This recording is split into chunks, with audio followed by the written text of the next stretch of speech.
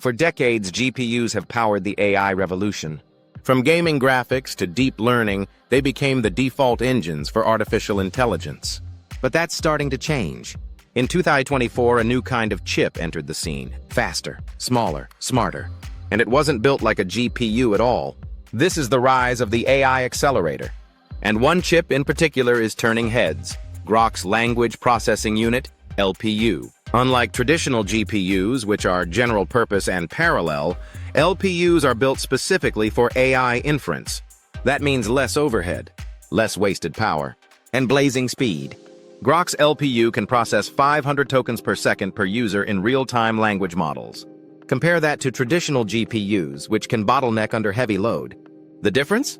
LPUs don't just run models faster, they unlock real-time AI interaction at scale. And Groq isn't alone.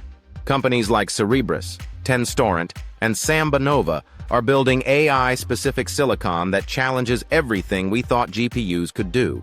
So why does this matter? Because the world is running out of GPUs. Demand is exploding. AI startups are desperate. Training large models is expensive. Inference is the bottleneck, and GPUs weren't designed for it. But AI accelerators were. They're cooler, more power efficient, and up to 10x faster in specific tasks.